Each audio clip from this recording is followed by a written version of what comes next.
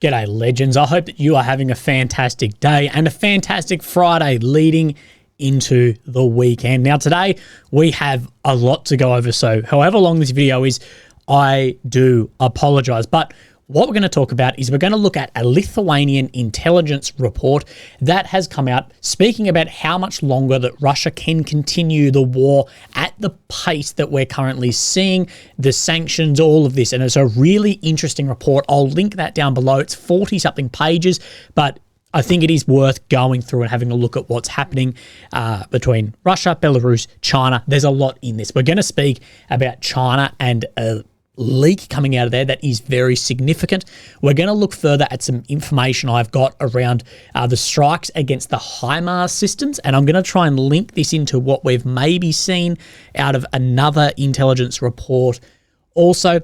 And of course, the main meat of this video is going to be talking about yesterday how we talked about the guy talking that there's going to be counteroffensives this year and the defensive works for this and how those counteroffensives may look, and is it the right time to go on the offensive?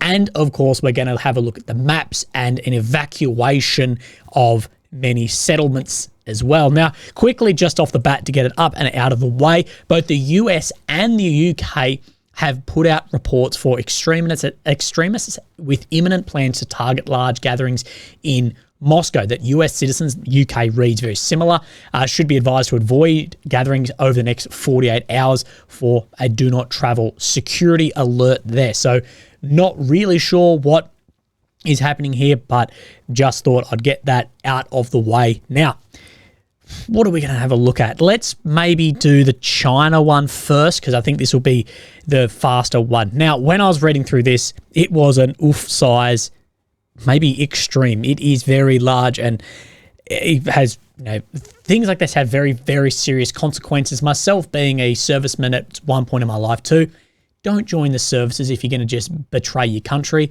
Discharge, move overseas, go work for someone else. Don't do this. It's just disgusting. Regardless of, I guess, where your own opinion is, if you've signed that line, you've joined them. They haven't joined you. Anyway, US intelligence analyst arrested and charged with conspiracy to obtain and disclose national defense information. Now, this guy, Corbin Schulz, a US Army soldier and intelligence analyst, was arrested at Fort Campbell following an indictment by federal grand jury charging him with conspiracy to obtain and disclose national defense information. And they've said here, today's arrest shows that betrayal does not pay. What's that? Crime don't pay. The Department of Justice is committed to identifying and holding accountable those who would break their oath to protect our nation's secrets. Now, let's have a look at what was looked in here, what potentially had been leaked. And so Schulz, he possessed a top secret clearance, which is the highest you can get. And then, of course, with top secret, a lot of that is no form, they call in America, or osteo in Australia, which is for Australian eyes only, or no foreign eyes in America. So it can't be seen by just a very specific set amount of people. Anyway, that Schulz gathering information related to a variety of US military systems, including classified information related to the US potential plans in the event that Taiwan came under attack. Of course, we can see why the Chinese would be very, very, very interested in that. Anyway, as he's conspirator A, had included documents related to the high mobility artillery rocket system, aka HIMARS. Of course, we can see why that would be interesting. Hypersonic equipment, goes without saying, and studies on future development of the US military forces.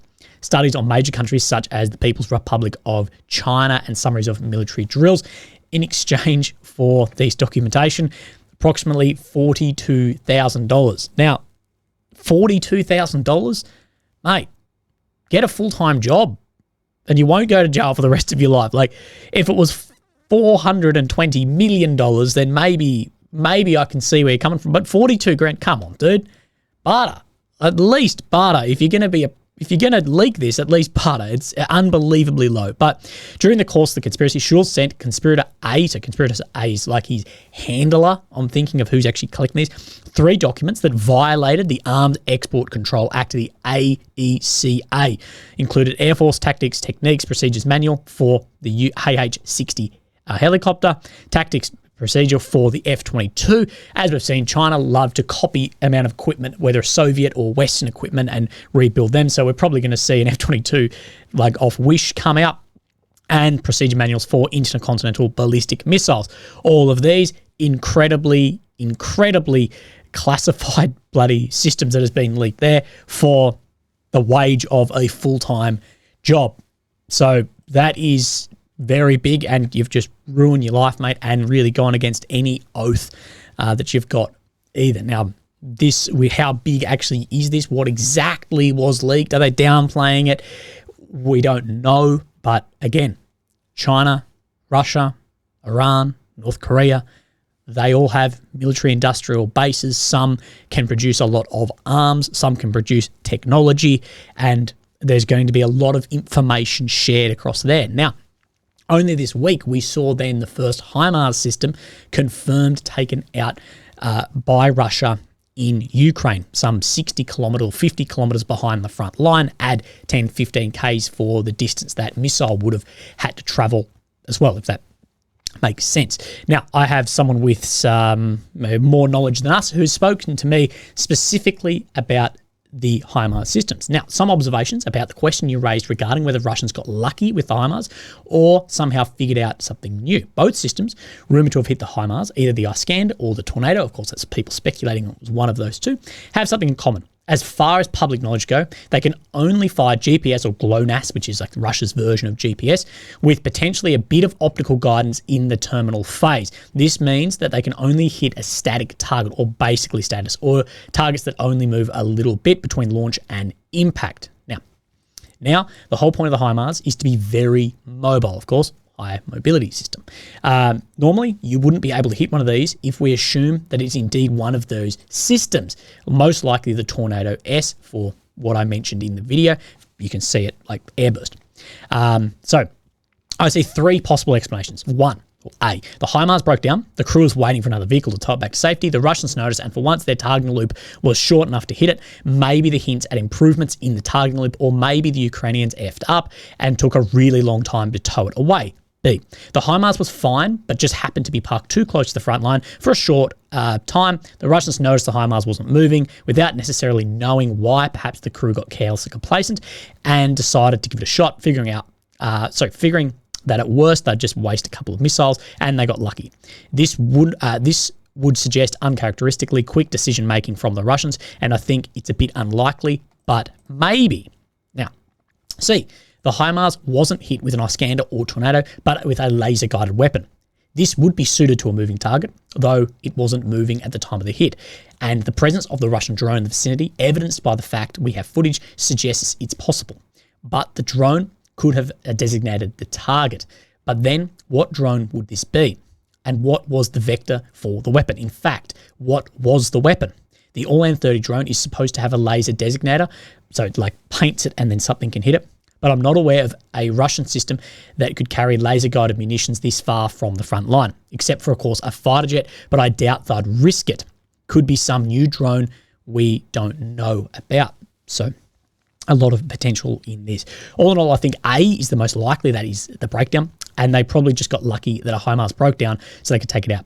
B would indicate notable improvements within the Russian forces, which I will say we have seen notable improvements in their loops of combined arms from the beginning, what was just woeful, embarrassing, to now it's still not great, but we have definitely seen those improvements, especially in the air combined arms with the aircraft. Option C would mean they've made a huge leap ahead and are now capable of doing things that until now only NATO seemed capable of, including Turks with these are the Bayraktar drones. It would mean that they slipped all of this through Ukraine's air defenses, including like the fighter jet as well and the drone. But we know for sure that was the case for at least for the observation drone providing the footage. So we know a drone was, say, 50 Ks behind the line for the footage. This would spell real trouble for the Ukrainians, but I doubt it. That said, I think they'll eventually get there, and Ukraine had better figure something out before they do. So, look, I'm not sure what option I'm sitting on there. I think maybe it was tracking it, and I think there may be an idea of got lucky. We also know there's been maybe leaks about HIMARS systems, potentially leaks about these. So, look, it's all up in the air. Now, one thing I will say is there's rumoured that the Su-57s have been in play. Of course, these can use with laser-guided munitions and a laser designator off the Orlan 30.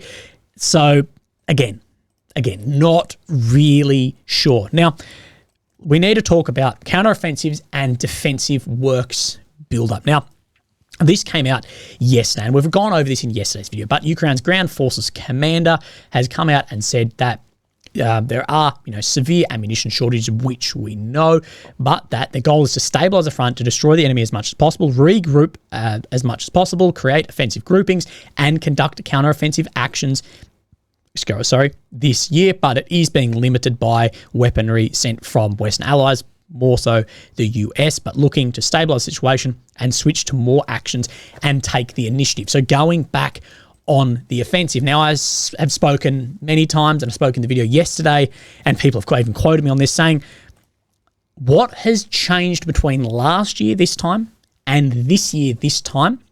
That would mean that these offensive actions are going to be more successful, or successful at all. What has actually changed? Because you can't just do the same thing again and have the same outcome, because that is what will happen with this. We don't have some huge amount of troop call-up. There isn't a huge amount difference in troops. The armoured vehicles, there isn't some massive difference there. Yes, Ukraine has sorted out some of the teething issues in these vehicles. They have. Look at the amount of Bradleys that were lost in the beginning compared to now. Yes, that teething period seems to have, ended, but people will then point at the F-16. F-16 is going to have a longer teething period than the Bradley. And more important, if you lose one, there's going to be a teething period. These aren't going to step into country day one and be rock show, Creedence Clearwater Revival, going everywhere. They're not. There's going to be a period of just adjustment onto that system, like we saw with the Leopards, like we saw with the Bradleys, and like we're currently seeing with the Abrams. We're going to see the Abrams, a lot taken out early, and then it will taper off as that system develops further in that. Now, what has actually changed? I don't think that anything has changed. And I think this is the danger, that you may have if you haven't changed anything, you're going to have the same result in the outcome. Now, something that we do know is that Ukraine is building massive defensive works. Now, this guy, Clement Molin, who is just using open source intelligence to map Ukrainian and Russian defensive works. I've used some of his maps before. They're really good. This shows the Ukrainian defensive build-up around Avdiivka, and then the defensive line basically in the east of the country. Now, he gets called out a hell of a lot, but he's just using open source intel. This isn't anything that isn't available to everyone. He's just compiling it all on a map, and NATO has tried to call him out, saying, hello, we have a French Aussie sharing maps of the Ukraine defense system. I guess we need to deal with it. He's saying, I do neutral analysis, that's all.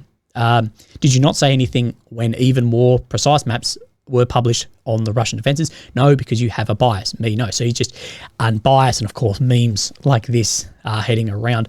But he's using stuff that is open source and putting it on a map. Don't think that people aren't doing this all around the world, especially people sitting in a uniform somewhere. But we're seeing Ukraine switch to these defensive lines. Now, this guy who's very biased on the pro-Ukraine side, I still remember when people were laughing at these kind of defensive lines when they were being built by the Russians. I implore you, go onto Twitter, type in Dragon's Teeth and search for last year when Russia was building this, and have a look at how everyone was just completely taking the piss out of Russia building these defensive lines that worked, and now they're being built and hailed as the next big thing. So Ukraine is building defensive lines. I promise we're getting somewhere on this. We have more footage here as well. So many of these trenches being dug by Katos, reinforced concrete bunkers, and of course many of those the pyramids, the bloody dragon's teeth that can be very, very successful in delaying. It's not to stop, it's to delay or funnel. Defensive works are not to stop your enemy. It's to delay or funnel. So you get them stalled in an area and then you can hit them, or you funnel them into an area of your choosing that's more likely to hit. This is what these are being used for. So you may funnel them into a minefield, and a minefield is a delay. Minefield won't stop you. It just takes you a long time to get through it. And that's what we saw with the minefield, say, being built down in the Zapov blast, that Ukraine got stalled in the minefield. It took them a long time, and then they could be targeted by artillery and other pieces of equipment. So now we're building up. We see Ukraine focusing on a huge build-up of these lines. Now, this reserve officer, who I've talked about before, said, given the re-emergence of discussions about a potential Ukrainian counteroffensive in 2024, and even specific dates named, it would be wise to avoid these speculations, particularly by officials, considering both frontline realities and past experiences with inflated expectations. We had last year trailers being released, whatever. It's not that the Ukrainian counteroffensive was that unsuccessful last year. It was that the hype built up on it and the speculation about we're having a Crimean beach party, and then where it actually ended up, that's what made it seem like a completely massive failure rather than the bits that were actually then got. In my assessment, any realistic counterattacks should be opportunistic. So taking the opportunity for when things are happening, responding to enemy mistakes or rare openings, which might or might not arise this year. Much like in Kharkiv 2022 and Kherson as well, when Russia was making a mistake and then they made huge advancements. While the enemy may be losing offensive momentum, it is very important to understand that Ukraine cannot afford to incur losses comparable to those suffered by Russia. 16,000 men and over 300 vehicles, as highlighted by the deceased military blogger Morozov, only liberate a settlement like Avdiivka, but Ukraine can't have the same amount of losses that Russia can. In this asymmetrical situation, where the enemy has more men, vehicles, ammo, and better fortified positions, head-to-head an entirely symmetrical approach is unlikely to succeed, especially when we're not seeing anything really that different between last year and this year. Now, I've spoken about many times that the defensive works should have been started a long time ago. Soldier X got on here 18 months ago and was like, we need to start building these defensive works now. If we don't need them, great. If we do need them and they're not there, shit. Now, this has come out then today from the Wall Street Journal talking about the progress is not fast enough on the Ukrainian defensive lines. So from Deputy Commander of the 3rd Assault Brigade said what's happening right now is what Russia has spent a long time preparing for. It has gathered enough forces and resources to pressure various axes all at once. Also saying, in the circumstances we're in, we have to dig, entrench, and build by ourselves. And our defense analyst has said the lack of defenses along the front line should be of some concern to Ukraine. The situation will get quite critical for the Ukrainian forces. And speaking at a press conference in December, Zelensky stressed the importance of building up these defenses. Now, let's have then a look at what was said. This is Kyiv Independent back in then December the 16th. That a Ukrainian troop saying, if you want to live, dig. Now, a retired Ukrainian colonel said, along almost all of the front line where we, the Ukrainian forces, are located now, we have been there for no less than half a year. This has been going on for half a year, and suddenly the Supreme Commander-in-Chief, Zelensky, seems to wake up and propose building fortifications. Where was he all this time? Ukraine has had time to build up defences. They are now doing it now, but is it too late? How will this defences actually work with then an offensive? Because, of course, you've got to go through then your own defences and you're laying minefields and whatever too. That can be a huge problem.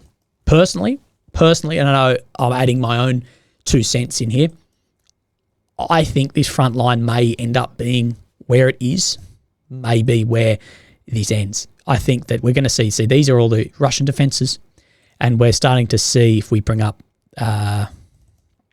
one of these maps. These isn't brilliant. I don't have the full one. I should have got the bloody full one. But we see this. These are the Ukrainian defences, looking, we bloody everywhere down the front line here. We'll get better details as they come out. That is it going to end up a bit like North and South Korea, that you have like a demarcation, demilitarized zone between, oh my God, what have I done? Between two defensive works. Are you just going to end up with these unbelievable, impassable defensive lines that neither Russia can move north or west, or Ukraine can move south or east, that we may end up with just this demarcation, DMZ line between these defensive works? We're not sure, but again, and I'll stress this more and more, what is different between last year and this year for the Ukrainian counteroffensive? I'm not sure. If anything, I'd say that Russia has reinforced its lines more than it did last year, and it now knows what works in those lines. And as far as more troops, more vehicles for Ukraine has not really changed since last year, or may have even got worse.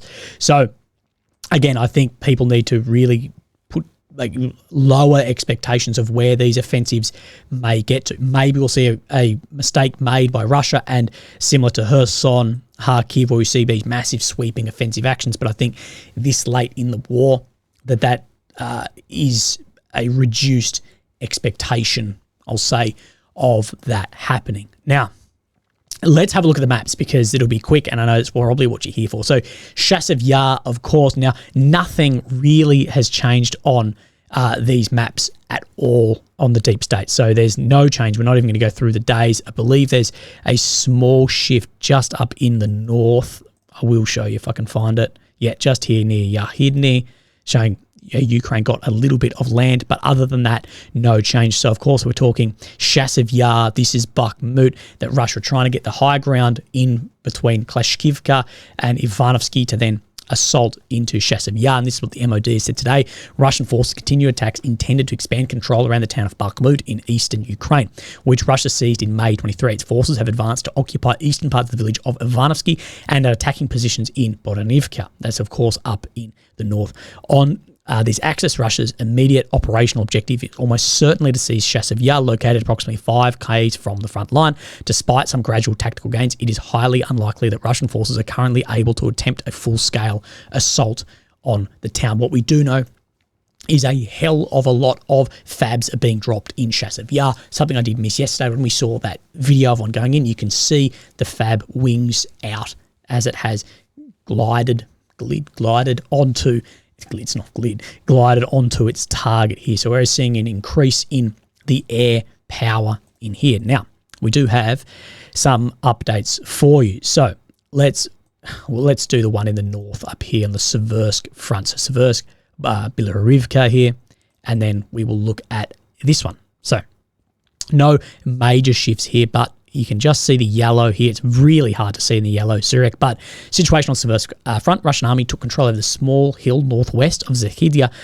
filtration plant, which allowed troops to move from the combats from the first street to Bilarivka from this axis. So they are actually moving into Bilarivka from the axis, heading in just in here. So not shown deep state, but is being shown on then the on the Suryak. Now we just need to continue south down from Bakhmut, and here then we have Avdiivka with no real change in here. Of course, there was a lot of speculation that Ukraine had returned Tonenki under control, not being shown in anything that's geolocated or their own maps, but let's have a look here.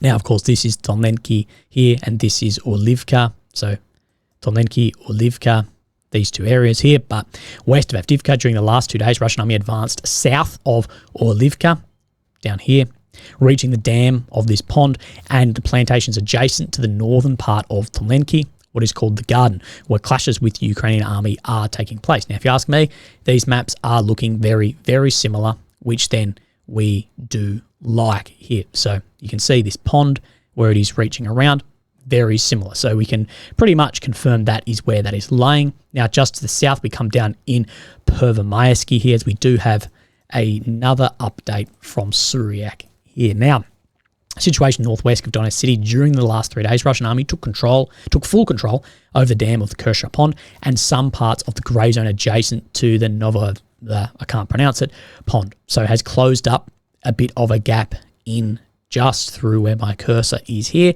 is closing this gap out from Vodani to Pervomaysky here. So that is what we are sort of seeing on the maps, that Russia is having some more advancements in Pervomaysky, but nothing too huge as we go. Now, Krasnohivka, this is an area we know is under huge bombardment, that there are attacks, but the deep state map hasn't seemed to move at all. Now, we do have a lot of footage coming out of here, and let's have a look at what then this is saying on Surik. So you can see how much different these maps are. That they're saying they're in these first streets in here, but it's not being shown on the deep state. Again, we like when the maps line up. But situation west from a city, Russian army continue advancing south of Krasnoyarivka along the streets of Shevchana, and these a trench adjacent to this avenue was taken too. So to the south, they keep moving up and up into Krasnoyarivka. Again, not being shown across the maps, but we do know that this area is unbelievably hot on the front line currently. Now, no change in Novomyalivka in here, although some will say that there are major shifts. Not seeing it on any of the maps that I look for. Now, moving along the southern front, it's come down Zap, Oblast, Otokiv, Robotny front line. Nothing has changed here, although we know yesterday that Surak was saying that Russia had got back its Surovikin fortification lines through here, and that the front line was looking something more like this. Again, not being shown on the deep state either yet, or I know it's just not being shown. Maybe it didn't happen, but you can see this is that Surovikin line that I just painted on. Situations up front, simultaneously with the advances west of Verbovy, so Verbovy moving west, the Russian army restarted the assault to Robotny from the west. Part of this locality is currently contested, with clashes with the Ukrainian army close to the center of it. So, of course, this is Robotny here, where we do know that Russia really got a long way into Robotny, and then Ukraine kicked them back out recently, and that there are clashes all down this front line. And to me, the actual lines right here are sitting in the exact same spot between these maps, which is good, but there are clashes all over that front. But as far as the momentum Russia had through Avdiivka, it has seemed to stall out, and we have seen Ukraine deploy many, many reserves to try and have that stall as well. So I guess that is where the front line is sitting. Maybe this will change, maybe it won't. Now, while we're on the maps, up in the Kupiansk front, of course, the Kharkiv Oblast up here, there has been a major evacuation call. Now, what we do know is Russia really want Kupiansk. They're pushing on different axes up in Sinkivka, trying to find a way down into here, and that is incredibly important for Russia to move further in the northeast of the country, and it is very important for Ukraine to keep Kupiansk as well. Now, we know that Russia has amassed a number of soldiers up here, some will say in the tens of thousands. Now, we see this, that Kharkiv Oblast governor announced on March 7th that local authorities will conduct mandatory evacuations living in communities near Kupiansk. That Kupiansk is a crucial strategic city. Residents from 57 settlements, so a hell of a lot. Now, this is from the governor here. Decision was made on forced and mandatory evacuation from some settlements in the Kupiansk direction. Defense Council of Kharkiv region supported the compulsory evacuation of children with their parents or persons who replaced them, or other legal representatives in 18 settlements here. Today we have information of residents of 110 minors in this community and 51 children, and a mandatory evacuation of residents from 57 settlements.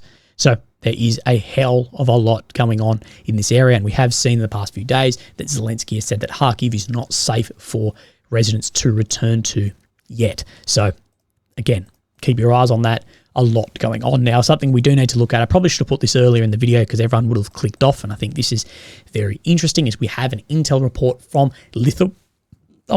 Lithuanian intelligence.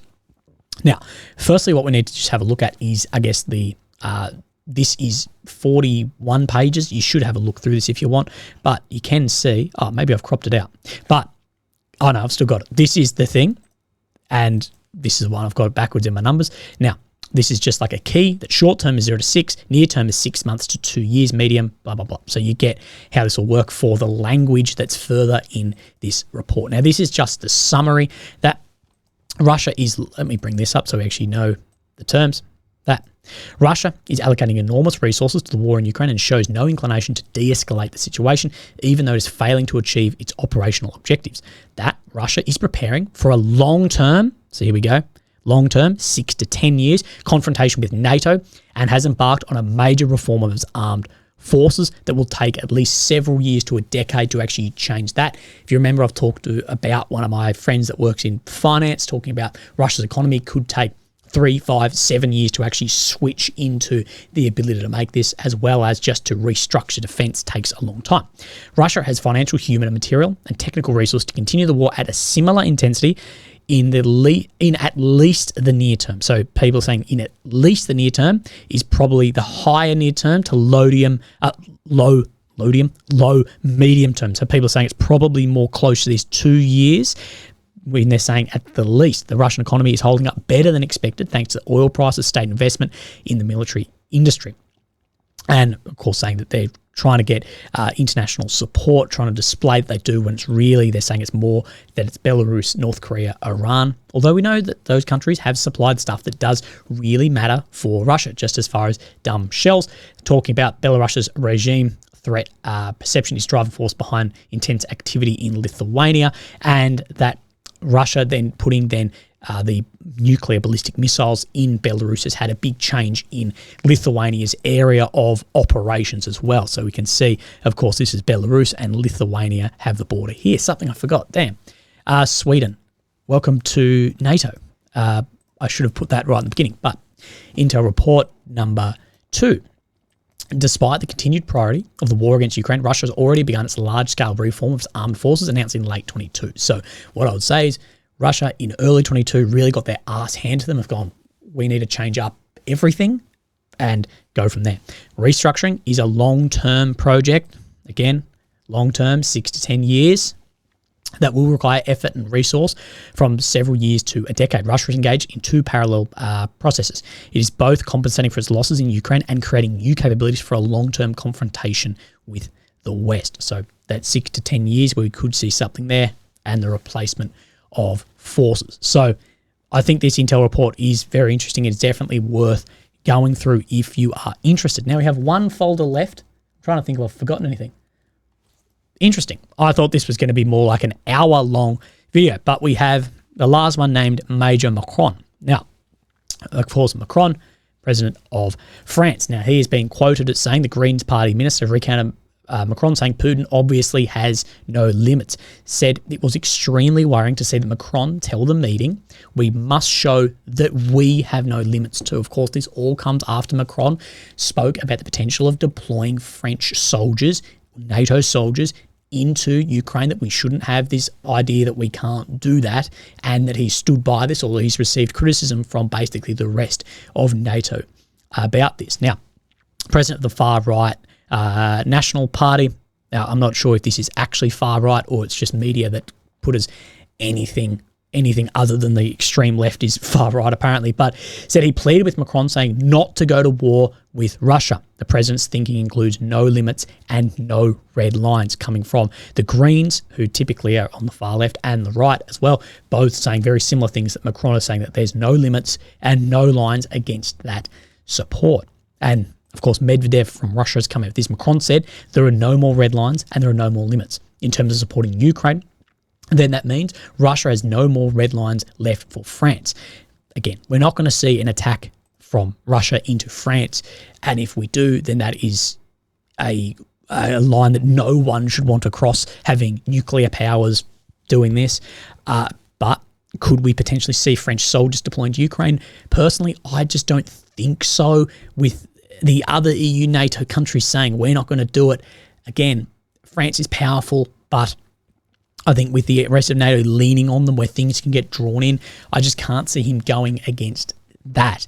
Now, a friend of mine who has a lot more idea about French politics than me has then sent me this across. Hey, Maddie. Firstly, here's a bit of context about Macron. He's facing European elections soon, and the polls are currently looking really, really bad for his party. That's the yellow ENS in this table. So ENS here for then the parties. It's not looking good. Now, we can actually see Macron approval ratings here as well. That we see where the invasion actually occurred, where this line is, that this is actually his lowest disapproval and highest approval for 3 years. But now that it's near the highest disapproval rating and lowest approval that it's been in a long time as well. And I can't see that a deployment of troops is going to be a popular decision at all. Although people may support it, I think once the reality sets in of what sending your boys to a war like this actually counts, it's going to become very unpopular.